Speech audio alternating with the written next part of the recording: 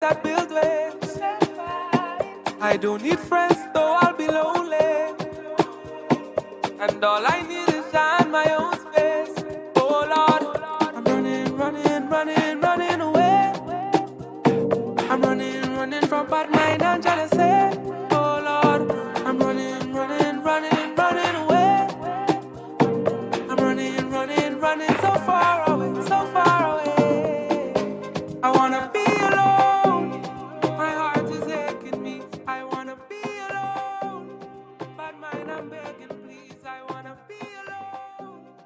I'm fighting on my knees, fighting on my fight.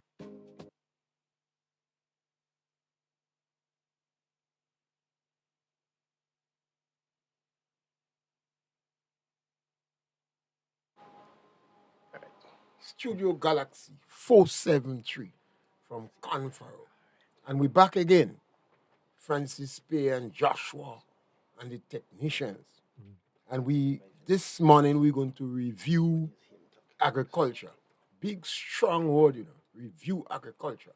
What we're really reviewing is we've been speaking a lot about agriculture, Yes. particularly post burial. Yes. And that is really the aspect of agriculture we will be speaking about.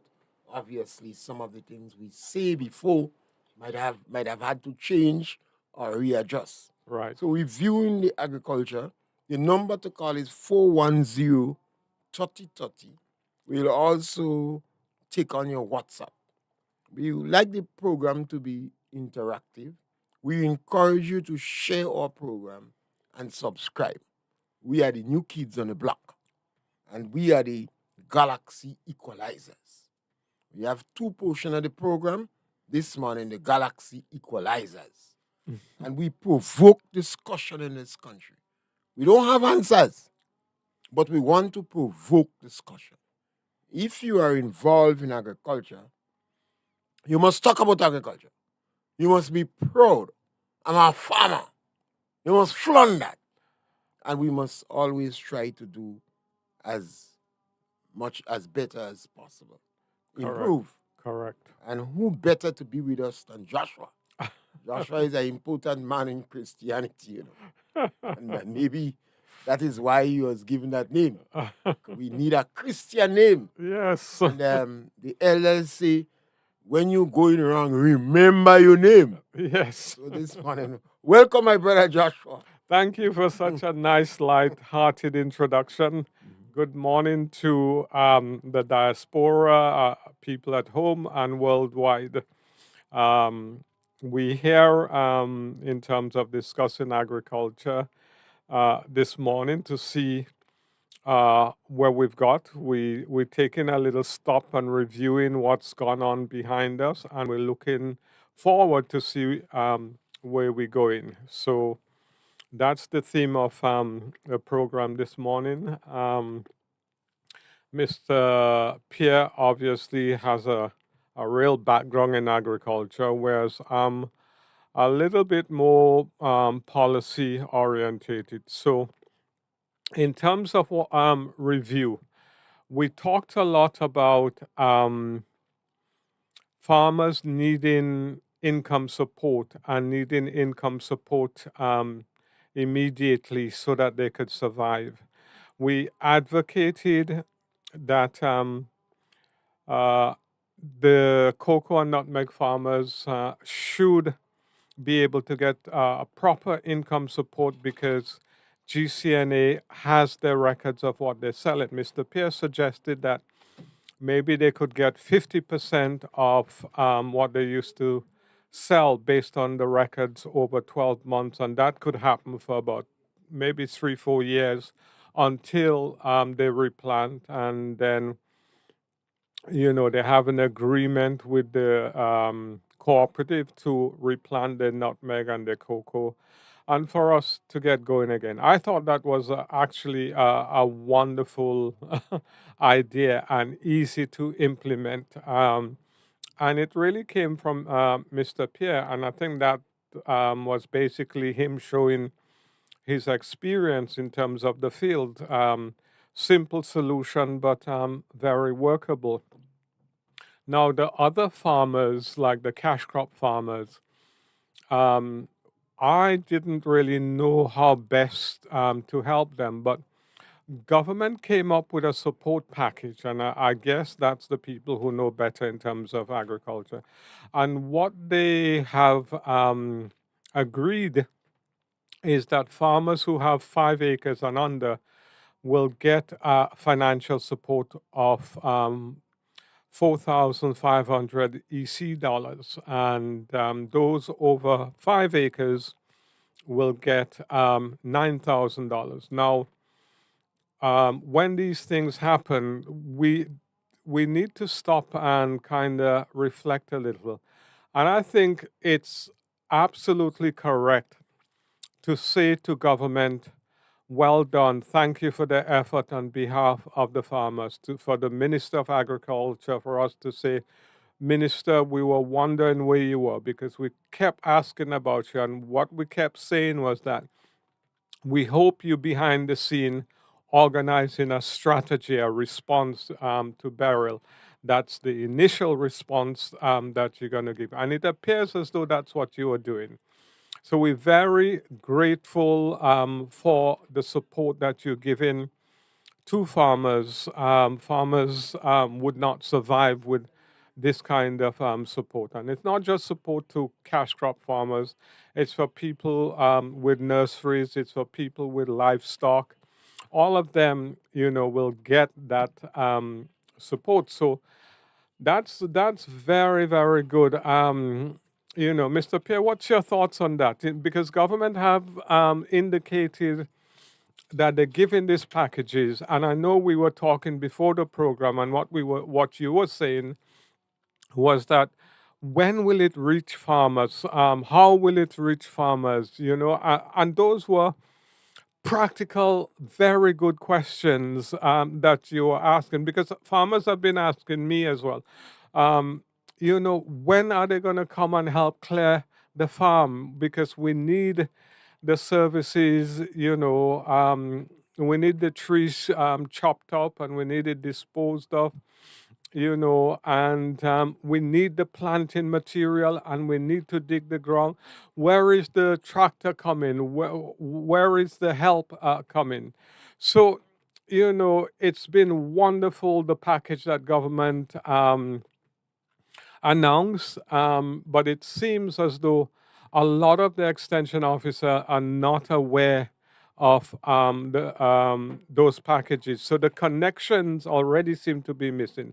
So what we will try to do this morning, again, as we always do, discussion, give our ideas how it could be done, give our ideas how we can stop the drift, because quite often with government policies, we have what they call a drift. So the policy is organized, and there's a drift, like you're drifting down the river or you're drifting on the ocean, and you're going the wrong way. So how do we stop the drift is my kind of issues. I know I asked Mr. Pierre for his thoughts, and I kept talking. Yeah, that's what I've been doing at farmers.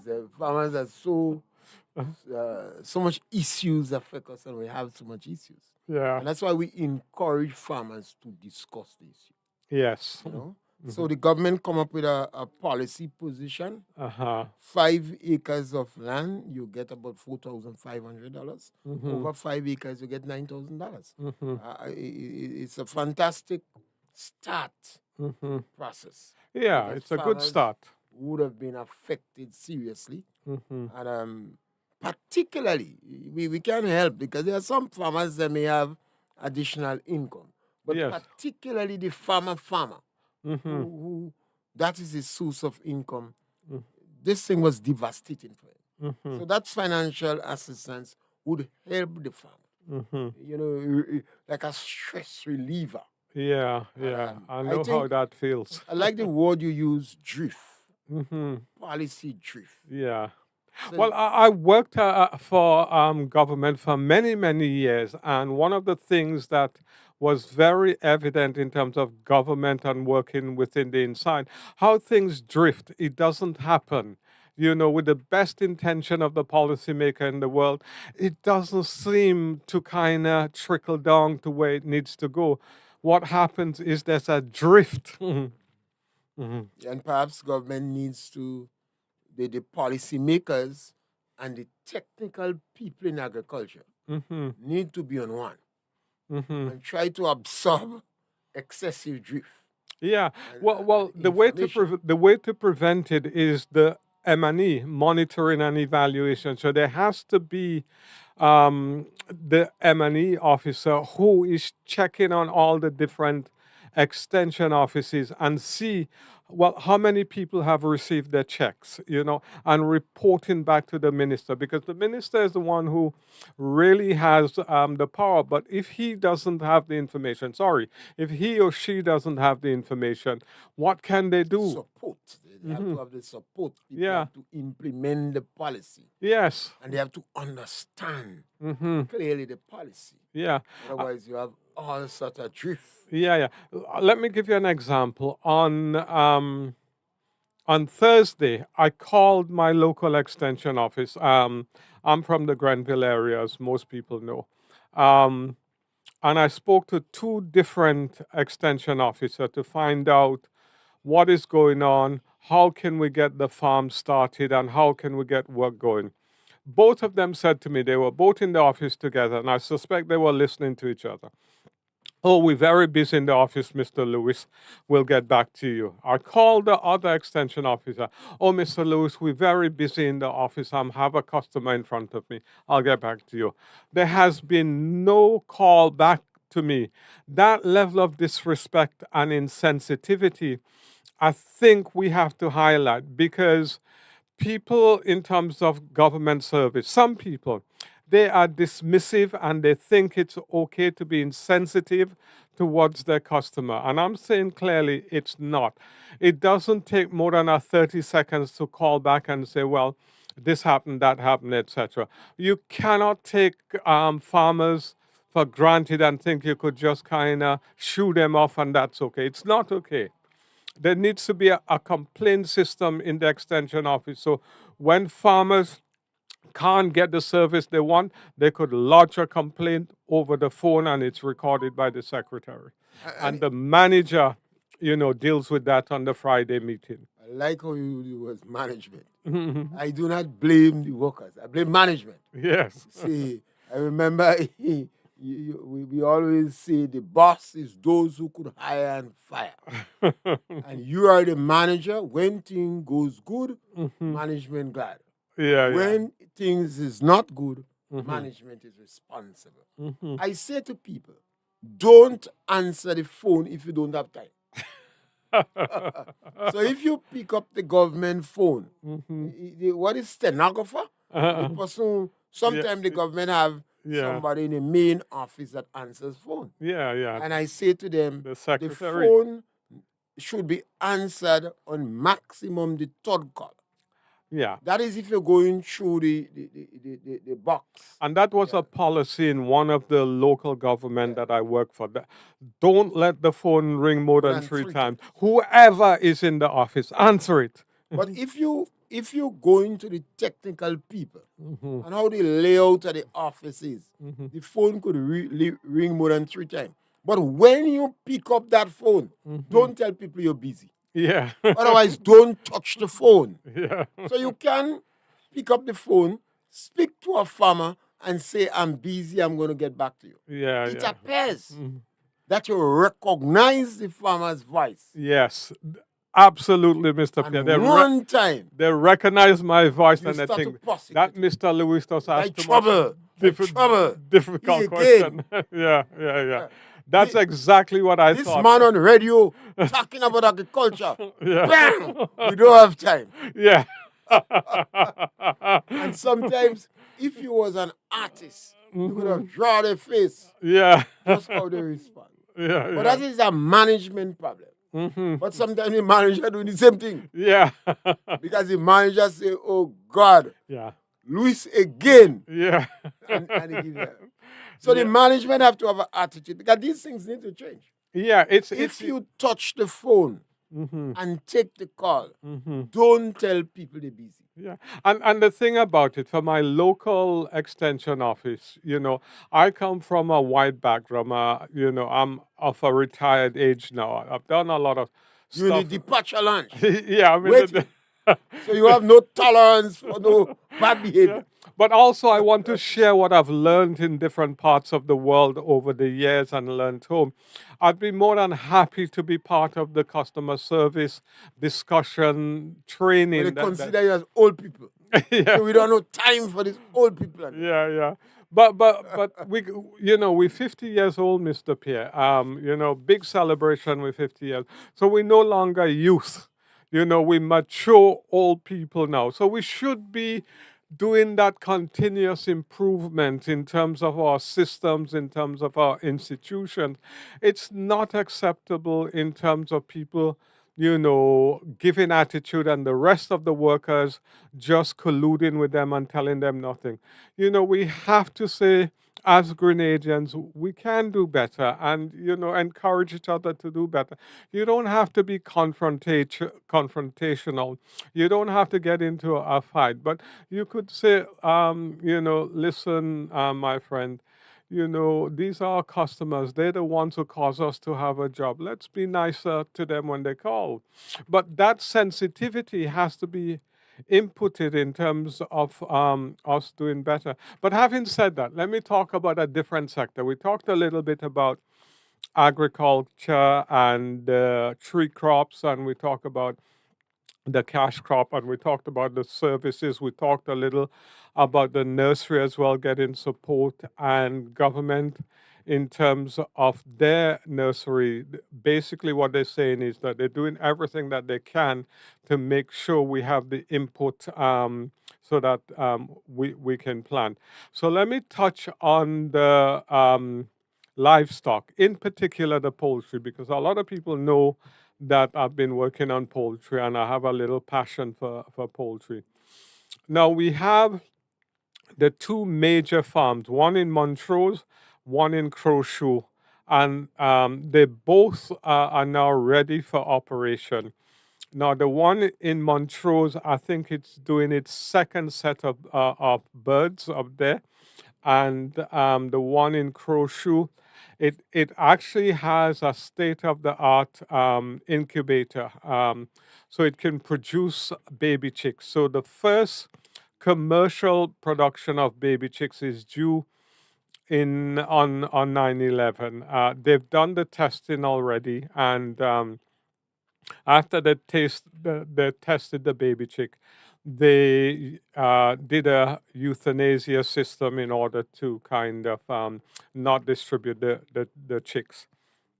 Maybe I shouldn't use euthanasia. The chicks were put to sleep with a gas so that they wouldn't be distributed. So, in other words, for those who still don't understand, they were killed. I like that. I should have said that in the first place. Yeah, so the first commercial batch is 9/11. So our industry in terms of poultry is changing, and I always believe that poultry will replace the banana when we get going, because the system is, when it's fully operational, the small farmers will have an arrangement with the major producers, and the major producers will seek to buy the birds. So if they're growing 500 or 200, they have the link with the major processors, and they let the processor know when it's going to be ready. They adhere to the processor standard that they require. So you can't go and give the processor birds you don't feed. You starve your damn birds and you want the processor to take it. He wouldn't take it.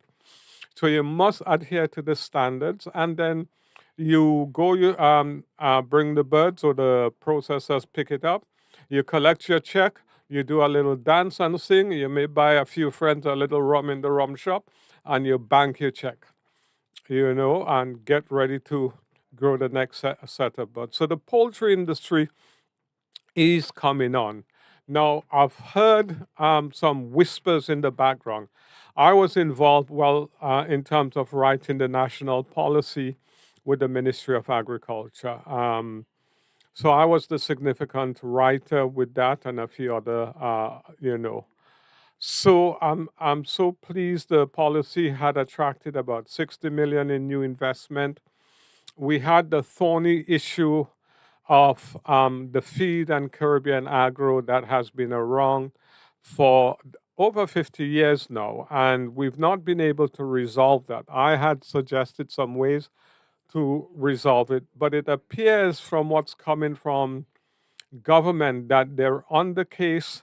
They will resolve the issue and resolve it in a way that it will be beneficial to Grenadians.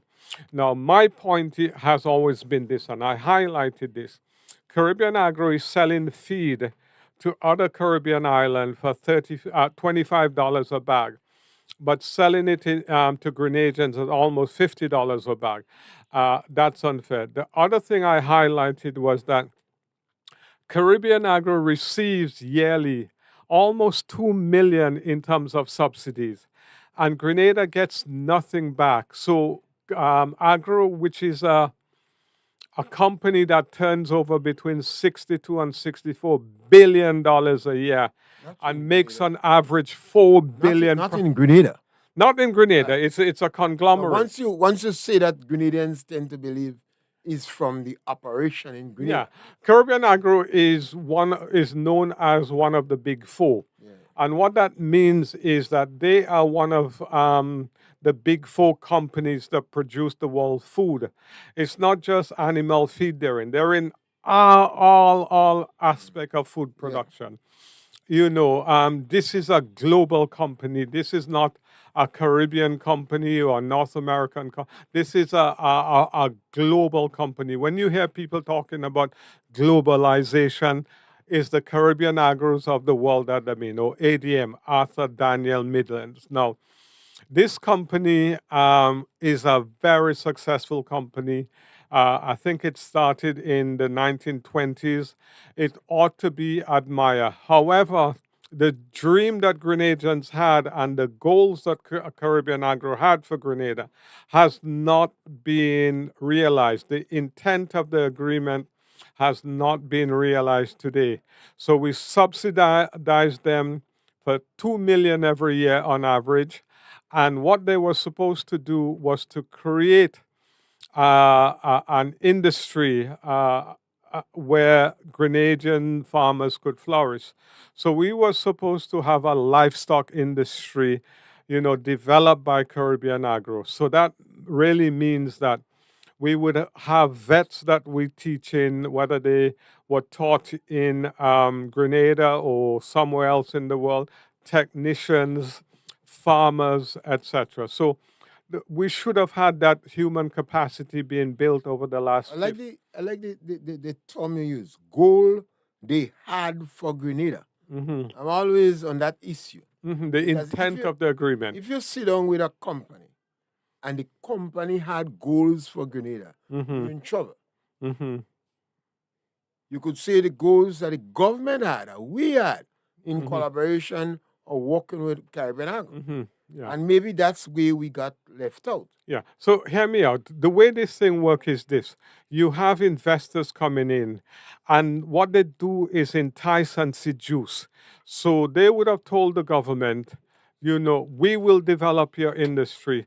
Give us your flour mill and give us your feed mill, because if we have the flour mill, what it means is that your feed can be 40% cheaper, because the waste from the flour we will use to make animal feed. So that's why we should have both businesses. The rest of the Caribbean does not allow any company to have the feed mill and the flour mill. It's separated. But in Grenada, we fell for it. What year Caribbean Agro started? 1979. It was the revolution. It was the revolutionary people, and I spoke with Bernard Code. We are the products of it. And that is why I always point out these things. Because while we're jumping up behind particular ideology or against imperialism, the very group that we're jumping up making deal that is counterproductive to the philosophy that they propagate. Yeah. Well, it's a little bit more complex than that. I was privileged to be able to have a long conversation and emails exchange with Bernard Code when I was doing the research for the industry. And what Bernard Code said is that by the time this agreement landed on his desk, everything had been given away already. And he was trying to see how he could protect the Grenadian farmers from this giveaway. And what he did, he put a price control mechanism in the agreement. Now, obviously, the revolution went. And then this is where it breaks down. We had a prime minister, Brizan, I believe his name was. I don't know if he was a prime minister or wasn't. George Brizan, Yeah. Prime Minister of Grenada. Was he a prime minister? Of course, one of the agriculture czars. Yeah, so he was one of the agricultural czar. And what he did inadvertently was to betray the farmers. And That's strong language, you know. yeah, very. Brizan was one of the idols of Grenada. Yeah, so he And the betrayed. farmers are not interested in the historicity. Yeah. For the history. Yeah, so he betrayed the farmers, and the way that he betrayed the farmers was this: he allowed Caribbean Agro to get rid of the price control mechanism so that Grenada could join the OECS. Caribbean Agro said, "Thank you, Mr. Prime Minister. Wonderful of you to let us do that." So the price control mechanism meant that feed prices in terms of profit could not be more than 20% profit. Now, by taking away the price control mechanism so that Grenada could join the OECS, it meant that the farmers were basically betrayed. So prices jumped from profiteering of 20% to over 100% in terms. Caribbean Agro could charge anything, what they want. So that more or less killed the industry. So what I say is that he inadvertently, I don't know if he knew what he was doing or he was just politically motivated and he didn't think about the consequences for the farming industry. But that is the reality what happened. And today, 50 years later, the industry has gone backwards. It's on life support. And all because, in my view, that we have not been good enough to look at the implication of our policy and what we've been doing.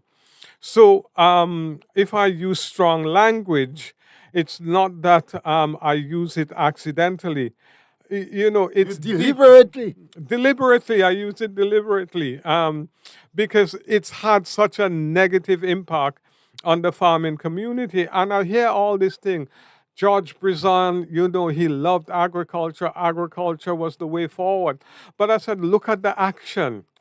You know, that is what matters. And so today, 50 years later, from the whispers I'm hearing is that we have a new champion in terms of agricultural development. And that's the new PM Mitchell, who's trying, you know, to unravel this thing and to make sure Grenada gets something from this agreement. And if that is the case from the whisper, I'm very encouraged. But the thing is, I don't know. Like I said, these are whispers that's coming to me where people are saying, Josh, don't worry, PM is dealing with it. You know, he's not going to allow, you know, Grenada to be supporting a multi-billion-dollar company anymore. A lot of times when we use a multi-billion-dollar company, in all fairness to the company, because they would not be dealing with you based upon the money they make worldwide. They will be dealing with you based upon the money and the potential they make in your country. Okay, so let's stay local. We're making about 16 million every year, which is more than Grenlec was making in Grenada. Just a little more than Carib. Carib making about 15 million this every year. So you understand, and this company is not like a Grenlec or a Nawassa, which is selling service to every member of Grenada. It's just selling maybe to about 10 or 20,000 people in terms of Grenada. So that percentage of profit that they're making, it's so strong. And hold on a second. And what it tells me as a person who looks to kind of unravel problems is this. This is what it tells me. Why the hell should Caribbean Agro engage with Grenada in terms of discussion and do anything? They're getting all that they want already. Why are they going to go and jeopardize their profit or talk about kind of developing an industry and all this nonsense? They have the game how they want it. There's no reason, unless there are people in Caribbean Agro who has kind of morality and integrity and a sense of fairness to actually change the agreement. Unless you have like what I'm hearing now, which is that government is no longer prepared to be subsidizing a company that makes 64 billion turnover over a year globally by little Grenada who has little or nothing. Again, we jump to the international among the make. Yeah, it's a And why not say 16 million? Yeah, no, but it's a one company. It's a global company. It's not a Grenadian company. It's not a Caribbean company. It's a global company. And that's the beauty of a global company. All the funds are put into one pot. The company arguments, in all fairness. No, but I don't want you to be fair, Mr. Pierre. I want you to advocate for But you want the company to be fair. Yes, I want the company to adhere to the agreement. Far too often, what I think happens, and I say it several times on this program, Grenadians have a natural sense of fairness. The international companies do not have that. For example, I'm involved in trying to do the linkage between agriculture and tourism.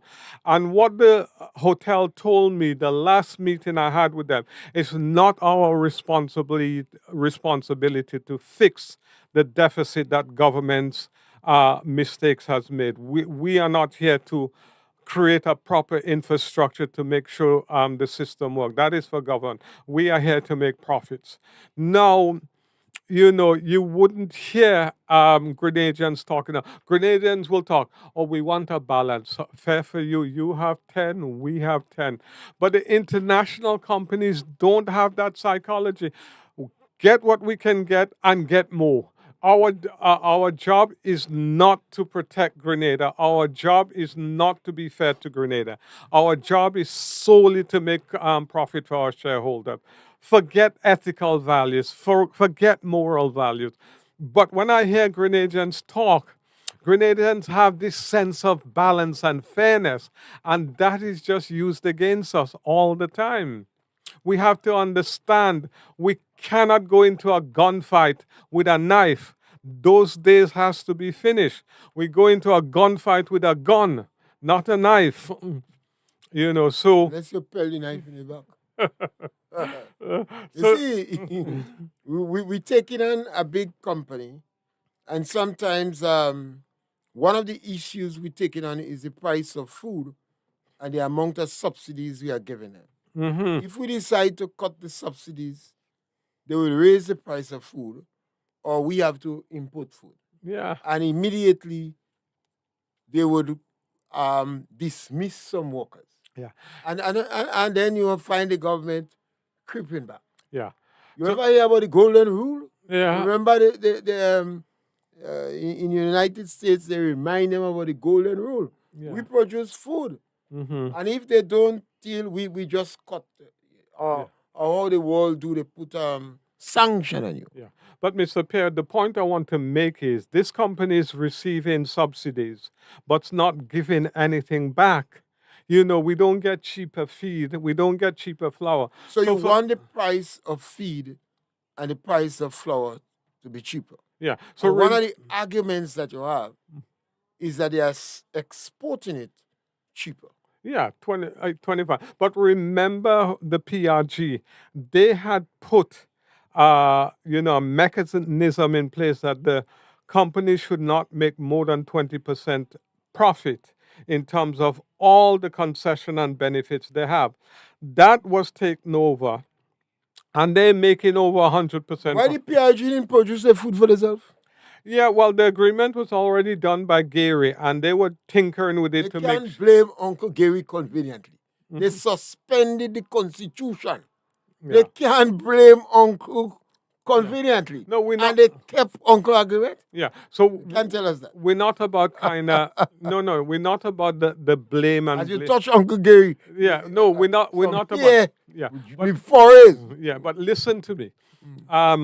I spoke with Bernard Code, and I wasn't there at the time in terms of what had agreed. So I'm just sharing with you my conversation with Bernard. Yeah. And I what agree with you. and you have to also remember, Bernard was a young man. A lot of people just think like Bernard Court. Bernard had just come from England not too long ago. The young and inexperienced. Yeah, he was young and But he said experienced, that. but we consider him bright. Political neophytes. Yeah. So people consider those people who went away in those days and did a degree bright, but they wasn't necessarily They educated. didn't have what it takes to deal with multinational companies. Absolutely. And they were arrogant. Yeah. And they paid the price. Yeah, and I believe that they were doing the best as they can. They were coming from a theoretical perspective, and we didn't have that civil service that's robust or experienced to negotiate those types of contracts. We would have been better The together. revolution would have threatened all the civil servants. Yeah, we would have been better to get a consultant. A lot of man would have run you. to make They the would have get a agreement together. consultant from the communist country that tell them all international companies do good. You see where the ideology Yeah, I don't. prejudice of it. Yeah, I don't know if that's the case, because if you look at the agreement in China that's going on, you'll see there are many PPP arrangement with Well, China. China is state-sponsored capitalism today, Right. not when Mao Zedong was around. Yeah. So we have to get away from the ideology and move towards what works for a country. What works for China might not work for us, but elements of what China is doing may well work for us. I firmly believe what will work for us, Mr. Pierre, and this is my thoughts, and don't encourage people to put me in the asylum. I believe China could help us build the bridge from Grenada to Carriacou. So one day that bridge will be built, and I might not be here to kind of cross it, but I believe, that is one thing that we can do in time. I know it was Madman Winty that said that we could do that, and I think Winty was from Sater somewhere. But when Winty first said it, everybody laughed. But as the years have gone by, I think Winty is a visionary. Obviously, technology is there. Yes, the technology is there. The The economic money. importance Mhm. is the factor. Mhm. And we have to be careful, because you see a lot of families in Grenada, and I say that young people, one might be a teacher, one a public officer, one a nurse, a spouse, both of them have a car. Mhm. Mhm. And you watch two broken people fighting to impress people who don't care. Yeah. You know? Yeah. So sometimes, and you'll find a number of countries, they whispering around that a lot of countries are doing that now with China. Yeah. They are taking on projects that they're not able to pay for. Yeah. And that but- is almost the same thing Caribbean Argo did with the government. Mhm. So let me link my thoughts with Carriacou, because we're talking reviewing agriculture. So my thoughts why I mentioned Winty project is this. I think in Carriacou we could go forward to Carriacou producing sheep or Petit Martinique. Petit Martinique, we've not invested in Petit Martinique. So we could do a special project in Petit Martinique where they're producing a breed of sheep or a breed of goat in Petit Martinique. And then it comes over and the truck goes to Carriacou and pick it up. So I think we could, although I'm talking about like 40, 50 years down the road, I think there's nothing wrong with creating the infrastructure and the dream now so those things can come. In the meantime, we could kind of put the sheep and them on the ferry and bring them over. But in time to come, I think we have to have an infrastructure that is forward-looking, futuristic, and will work. But Carriacou, Petit Martinique, we have to have them more integrated with the big island of Grenada. We have to How have... much people lives in Petit Martinique? Hmm? How much people live on the island of Pitimata? I'm not sure, about 500, 300? Better we open a big casino there with a pleasure house. Yeah, we But could. for the exceptionally rich, Yeah, that would be have more economic importance. yeah. And ask Ramdani to grow all the sheep for them. We have to be realistic. No, but we have to create employment on Pitimatnik as But you well. know, people into it. Huh? Do you I know Karakou has about 7,000 or 8,000. 7,000, but even they have 8,000, 3,000 here. They have about 7,000 people. And they have about 50,000 in Brooklyn.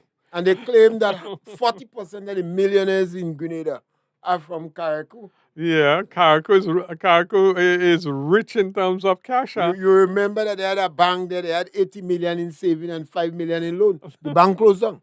Yeah, oh gosh.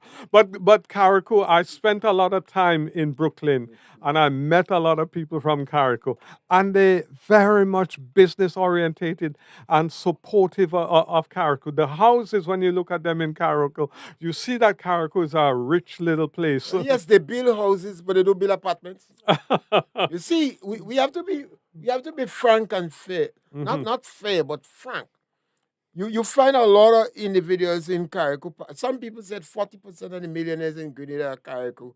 I don't know whether that is true or not, but I just using it for expressions. And you see people building big houses, but they don't build in apartments. Yeah. So even when you're looking for an influx of tourists, unlike Barbados, you cannot have these homes accommodating people. That is not good. I was supplying water to a new hotel, new apartment. But you're right. The point you're making is right. Karakou, out of all the Grenadian islands, has a unique place. When I go to Karakou, I see the tourists that's in Karakou and some in Pitima, and they are having the time of their life.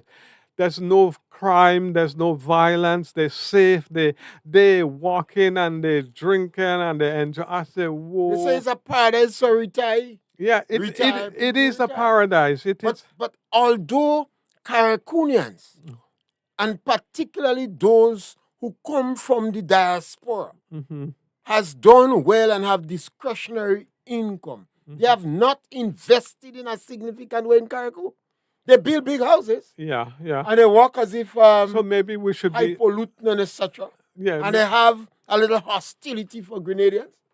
Normally, big island, small island syndrome. I've never experienced. Well, you mean that. I've never experienced. But the Karakoonians in the diaspora have not invested in a significant way in Karakou, except in houses. Yeah, so maybe we have to expand, because if they have the liquidity and they want to... And I believe government should encourage them. And that's why I blame government. Yeah, government have to come and sell ideas and initiatives. Yeah, and I've talked about an equity fund in the past. Karakou is probably the best place to set up the equity fund, because you have the liquidity, you have so many Karakoonians living in Brooklyn and doing very well in Brooklyn and understand equity fund. So Karakou, in terms of encouraging investment, that might be one of the things that they could be encouraged to invest in. But as you said, there probably is a great need for more apartments. Maybe we have to choose that as a topic a day. Yeah, it's a topic that I'm thirsty to get involved in, Because particularly in Karakou and Pitimatnik, I believe they has not done justice in investment in Karakou. Yeah. Except build nice houses and cars. Yeah. So we want them to, develop the agriculture sector there. Well, what's about sports? Karakou was doing well in boxing. They try well in sports. But did the returning nationals invested in that area? All right. So I didn't know Karakou was doing well in boxing. So yeah. Well, which worries me now, Mr. Pierre, because I was kind of beginning to believe that you were on the verge of disparaging the Carricuan. So you being a friend, I now worry if they are champion boxers because when they see you in the road, you have to watch out. I will walk with my stick and plead old age. I use my age to my advantage at all time. Yeah. I am sitting in a departure lounge now and fear no one. Oh Lord. Because if we don't provoke this discussion, then Mhm. who is going to do it? Yeah. We We need to. need to hold a discussion. But come back again to the government packages. Hmm. Because the government offer, they made a package offer, policy position. Hmm. It doesn't seem that has filtered down to agriculture yet. And that's the worry, Mr. Pierre. That is a very good point because when I ask the extension officers, when will this kind of support land in people's account? A lot of them talk to me as though they're not aware They of never hear that. what's going on. They're saying, "Oh, well, I hear it just the same as you." As When you, the Minister of Agriculture was talking about the package with his chief officers and the PS, the extension officers were saying, "It's first time I'm hearing about they that." never So heard it's as though they're not being briefed in terms of what's being rolled up. And the only way this can be successful is that we have to operate as a team from ministers to the cleaners in our agricultural office. We have to make sure to succeed. We have to have everybody working together, knowing the same information so we could pass it on. Now, the way that people were talking was as if, the government was detached from the extension services. well, we have about 5 minutes, Yeah. so we just So I throw want. some punches now. Yeah. So I want to touch the headlines. Make sure we have it. So we touch poultry. Livestock should include pigs, chicken. There's a package for the livestock industry as well in terms of them losing their roofs, etc., to get help, and fencing and those kinds of stuff. The So government has to, in all fairness, the government have to tell agriculture what the policy is. mhm, Because that is how the farmers will know. If the government tell agriculture. If mhm, the government says something on social media, the media, the yeah, public officer per se would not bother.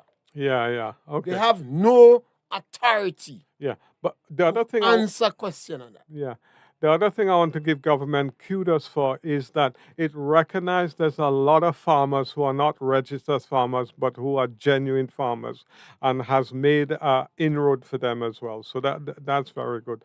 So, Mr. Pierre, the next point is okay. So we have these The next package. point is we have 2 minutes more. Yeah, we have these packages now, but when are we going to get the medium term plan from government in terms of how we're going to resuscitate the agriculture industry? Because okay, this is just an initial response to beryl, but there has to be a strategic plan to develop the industry where we are looking things that are as far as possible hurricane proof. We're looking at new technology in terms of hydroponics, in terms of shade houses, etc. We're looking at a diversification of what we plant. We can't just have, a farm of just cocoa and nutmeg. We know that is dangerous now. We knew that before it was dangerous. So when are we going to get that medium term plan in terms of this is what we're doing? And when are we going to get the next stimulus in terms of the farmers? Because this little money that's been given is very much welcome, but it needs to be followed up with some more stimulus.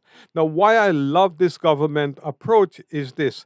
I had done some research in terms of giving farmers and giving beneficiary direct money in villages.